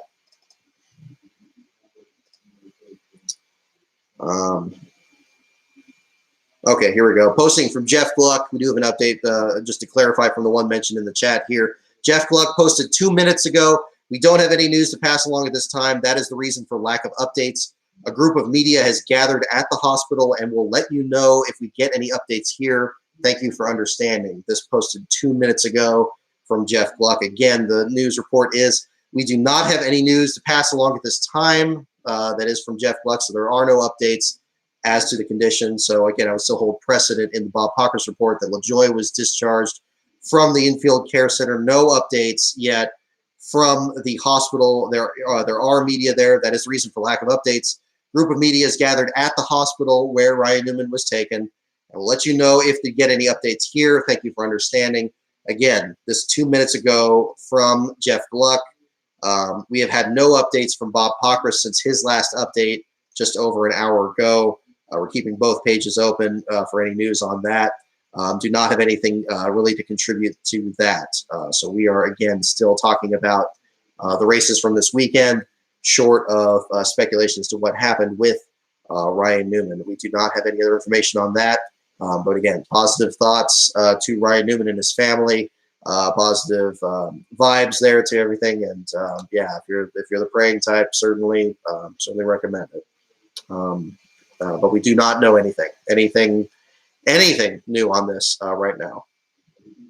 But yeah, if there's people over at the hospital, they're certainly going to have an update on that the moment that it's available, or at least the moment that it's appropriate to. We'll certainly see if there's other information there on Ryan Newman's condition, but we do not know anything new on that. This week report, the latest reports from both Bob Pockrass and Jeff Gluck.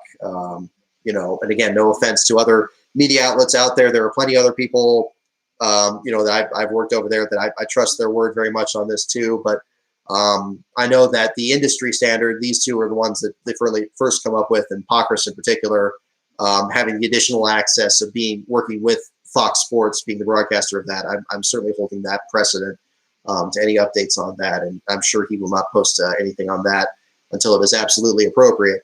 No updates again on Ryan Newman's condition, one way or the other. Yeah, we'll have to see. I would think that hopefully we would have at least an update from the medical center at some point. If they're having media members at the medical center, they'll at least have some kind of a statement.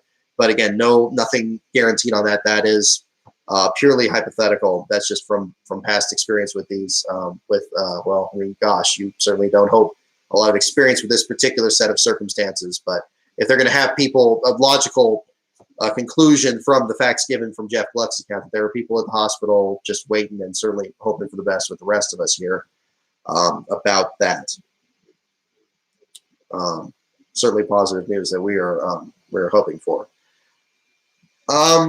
We again, picking up where we left off, talking about the Xfinity Series race. We talked about some of the small teams that haven't been good runs there. Brett Moffitt, the Hour Motorsports team, 24th place finish after a late incident there, dropping further back there. And yes, another number of good runs. So again, we're going to get we'll do some stuff here on the Las Vegas injury list when we get the information available on that. Not expecting that till tomorrow at least. And then we'll find out one way or the other. But still, again, we have no updates on Ryan Newman. The moment that we do, again, anybody gets any other updates or any other information, you're free to certainly post it in the chat. Anything on this? Doing a rerun of the race on 2.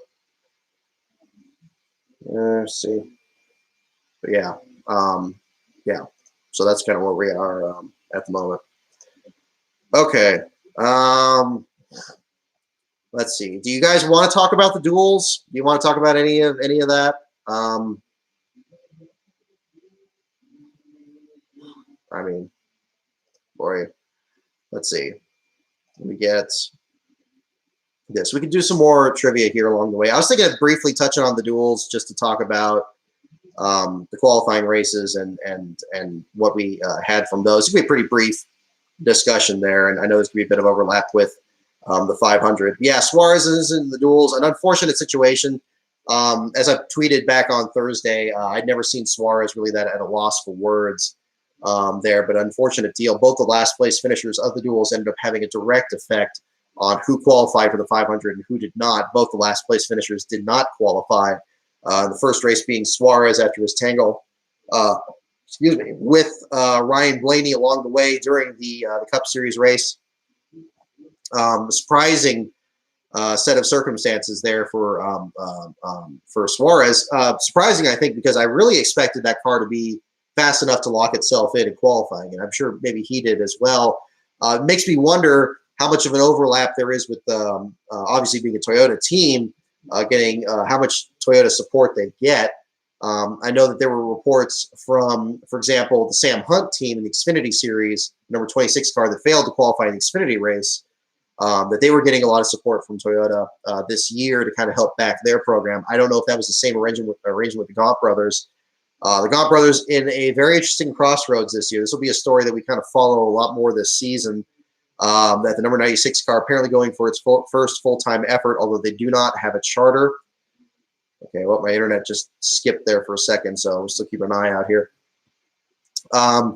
They do not have a charter, but are the highest-ranked Cup Series Open team without a charter based on last year's events. So the 96 looking to pick up one as soon as it's available. But as of this now, they didn't have a locked-in spot, so of course that meant that they weren't able to lock themselves into the 500 field there after the incident that tore up the front of their car. Ironically, pretty much the only accident in that race, really, after skipping the Clash, which they had qualified for and had every incident imaginable, was won by an Eric Jones in a car that was pretty much pieced together just by strips of tape there at the finish. So I know that the Gaunt brothers, having more limited assets, did not want to challenge that in the 500, or in the Clash rather, and just focus on the 500 itself. But Suarez classified last in that race. An unfortunate deal for him. It's going to be a very difficult road ahead there for that team. I don't know what that's going to do in terms of their full-time plans versus part-time plans. You certainly hope that It's going to keep them going. Suarez, I think, is an interesting personality in the sport, and certainly an Xfinity Series champion. He proved that he can drive.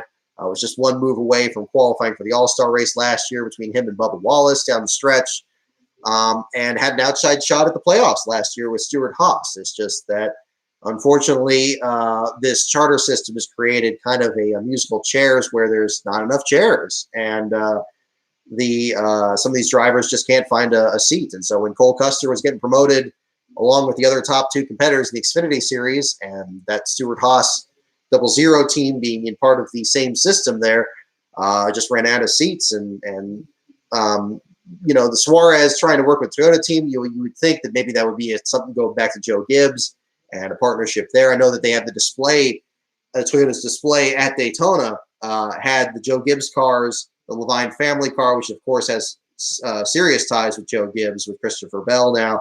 And then beyond that, the number 96 of Daniel Suarez behind that. Unfortunately, that was the only visibility that car got in the 500. And Suarez will have to look to Las Vegas to kind of regroup from there. Chad Fincham lost laps early in the race there, unfortunately unable to keep up. We mentioned him a bit from the Xfinity Series review, unable to get the 49 car in the show. I don't know if they're going to run both cars in Las Vegas. We'd seen Motorsports Business Management just run one car before when they worked with Mark Thompson to get the 66 car into the show a couple of years ago. But 49 car not qualifying for the race. Quinn Houff getting into the show. It was interesting in the race there, too, seeing a number of drivers literally throttle back and towards the end of the race and just save their cars, knowing that they were pretty much locked in. We saw that with Quinn Houff. We also saw that with Reed Sorensen towards the end of the race. And both of them, of course, qualifying, Houff having a charter, and Sorensen getting in on speed after the incident that eliminated Suarez, putting the 27 into the show. Unfortunately, things didn't go very well for him in the 500 either, with a very seriously torn up car and the rest of it. He gave a very emotional interview there in the media center. I know that that sounds a little silly for those who have followed his career a bit. I know he kind of plays his cards kind of close to the vest. But it was, him saying he doesn't know when his last 500 is going to be, when the last time he's going to have a chance to run it. And so just being able to start it, even if he's not one of the top contenders, that was his first 500 in 5 years when he got Jonathan Cohen's backup car into the show after the primary was destroyed during that ridiculous group qualifying format that year, him being able to qualify that season. And it's not too long ago, you go back to 2008 and his fourth place finish out there, driving for Chip Ganassi Racing and a great run out there. And Sorensen, I believe, also doing pretty well in 2009 before the rains came, driving for Richard Petty's team. But good to see him get in there. Joey Logano, your winner in the first of the Blue-Green Vacation Duels over Almirola, and of course Ryan Newman having a good run in that in the third position prior to his run in the 500. I'm just going to take another moment here with the mention here. No updates from Gluck since his mention that we just talked about here. Again, no updates from the hospital where media are gathered here. Checking Pockrass, no updates still since his last update an hour ago. Now, again, sending positive thoughts could mean that they just want to make sure they get the information right. They got to get it out to the media correctly. And that's what we're certainly hoping for. Seeing also Ryan Newman and praying for Ryan, the hashtag both trending on Twitter, incidentally, both those on the page there as well. But I do not have any information there. Nothing confirmed yet. Again, oh gosh, people saying, okay, again. Yeah, again, we don't have any other information on that. Again, you're free to share anything on that.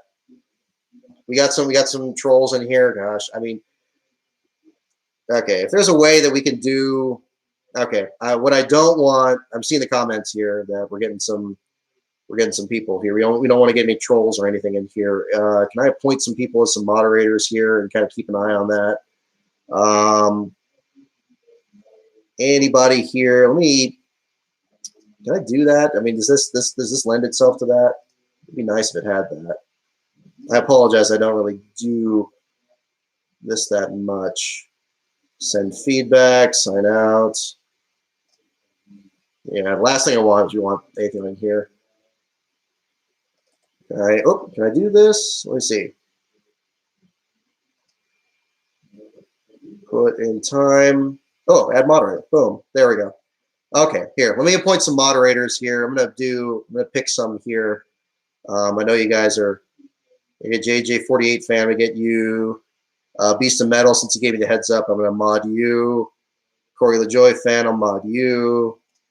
I'm gonna put a few in here. We're just gonna mod it up here and keep that going. Again, I apologize if the chat has gotten out of control. I've been kind of not really looking at it too much here.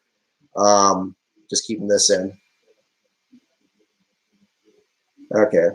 All right, let me take this out. Remove that one. All right. We can talk about the 500 some more. We'll do that too. Checking out here. Okay.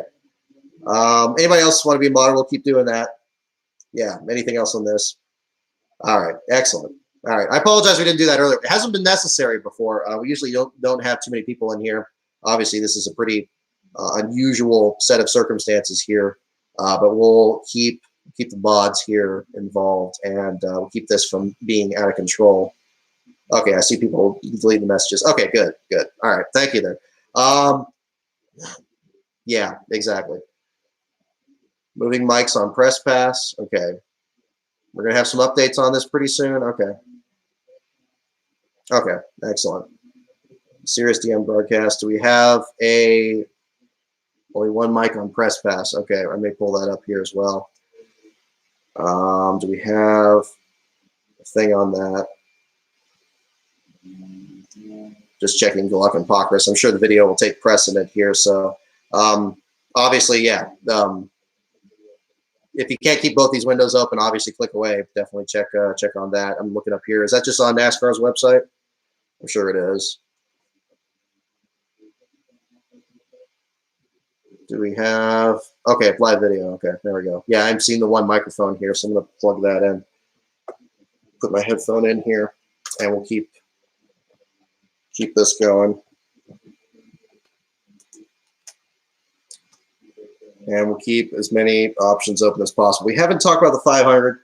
We'll certainly do that when the time's a bit more appropriate. I'm seeing everything in there. Okay. Yeah, again, no updates from Pocris or Gluck, but if they're going to do a press conference, then certainly they're going to hold. That's going to take precedent here. Nothing new. Is that muted? Okay.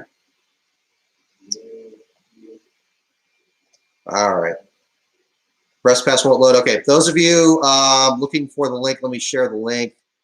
I'll put it in here so you can pull that up. Still seeing, yeah, I'm seeing the one microphone here. We'll put that in there. This is the press pass link on the NASCAR site there.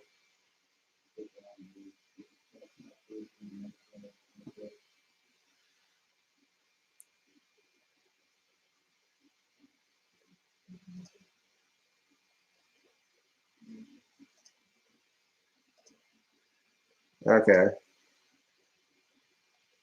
Turn off ad blocker. You talk about that for the NASCAR speed? You're not getting ads popping up on this, are you? Like, I mean, I just popped it in here. It probably went to the default that it's that, but if it's, I don't want ads popping up randomly in here, so let me check that. Okay.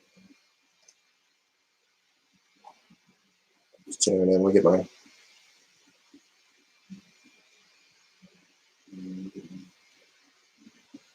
Okay. Gosh, how far are we into this? We're a ways into it.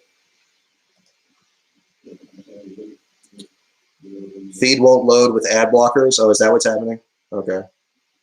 Sometimes press pass won't. Okay, I didn't know. I hardly use that. Again, usually by the time I'm doing that, I'm doing something else. Okay. All right, we'll keep that there. Again, nothing new. For those of you just tuning in, again, no updates from. Okay. Again, here's all we know. Let's just start from the top here. Again, as you know, Corey LaJoy and Ryan Newman had a scary accident at the end of the race. Ryan Newman's car went airborne. An impact between the top of Newman's car and the top of Randy LaJoy's car. Medical staff was on the scene to remove Newman from his car. There were barriers set up. Media was kept away from the scene.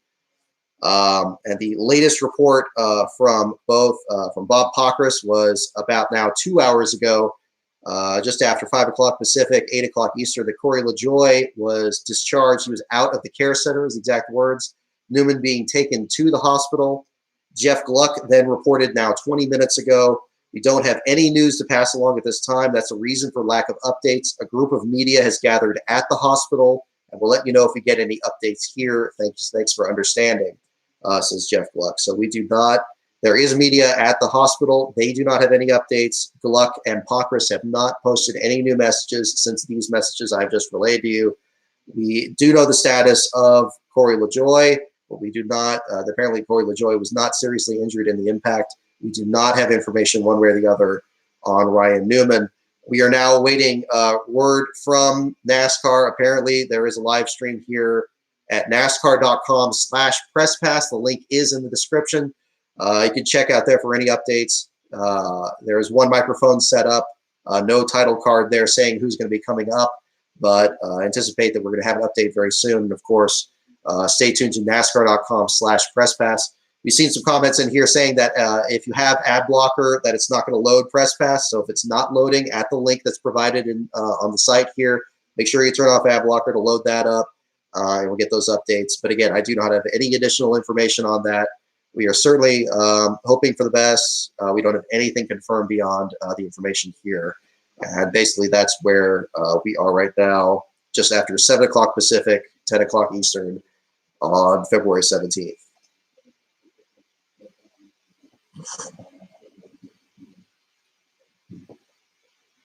O'Donnell's the one coming out. Again, no ideas on this.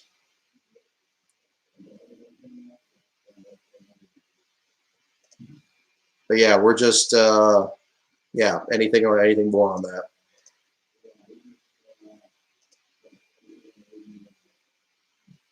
And pretty much I just have the press pass thing open the window. We're gonna hold off on talking about the races right now. We're just gonna kind of wait here. Certainly if there's anything, I mean, it could start at any moment, and I anticipate that we're just gonna kind of jump into it.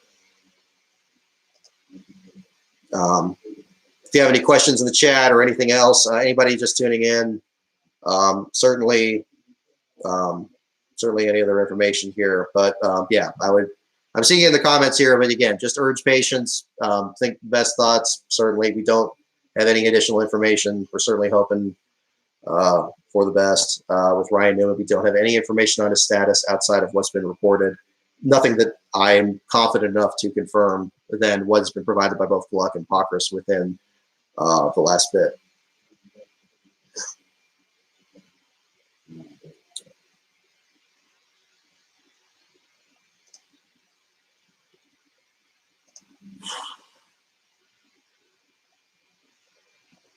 Okay. Again, just looking at the page here.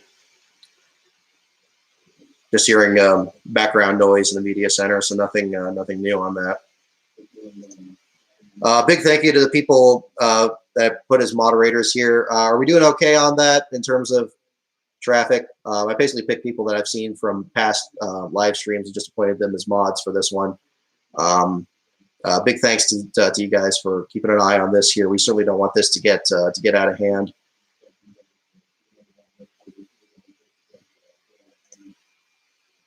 Okay, here we go. We have Steve O'Donnell.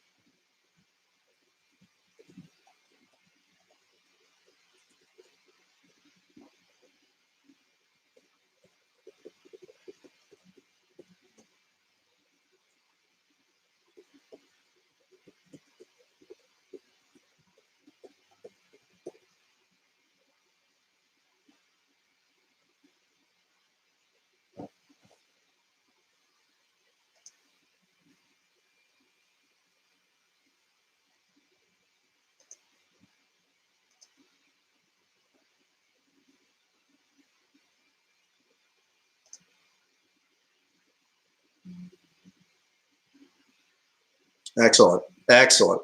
Excellent news. Okay. So just to review, for those of you who have just tuned in, Newman is at Halifax Medical. This is just kind of summing up what Steve O'Donnell just said. Newman is at Halifax Medical Center. He is in serious condition.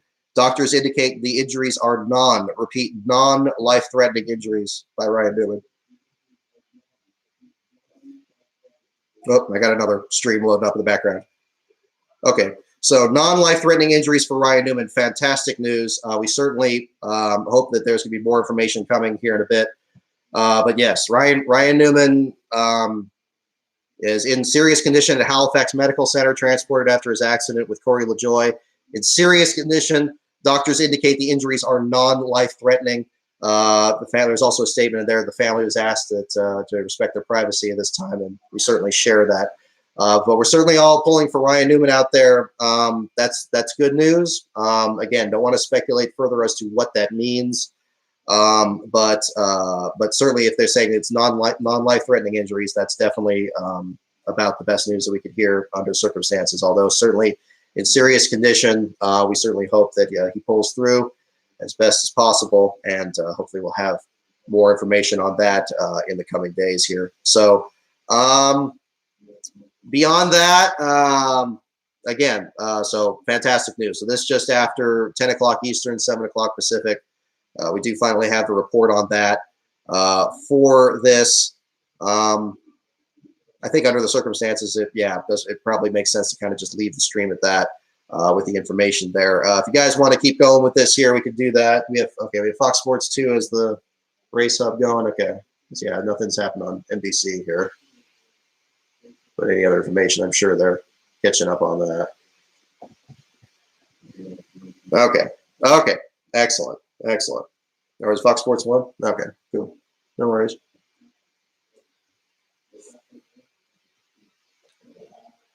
Doot. Okay. Oh, wrong one. Non-life-threatening injuries. Okay. So, excellent news. Okay. Well, all right. There you go. It's like they're okay. Yeah, indeed. Fox Sports 1 has more updates on that. They got Larry McReynolds and is that Nicole Briscoe? I keep forgetting. But yeah, the other one up there. Okay. All right. Excellent news. So, okay, I think under the circumstances, this is about as long as we've really done these streams before.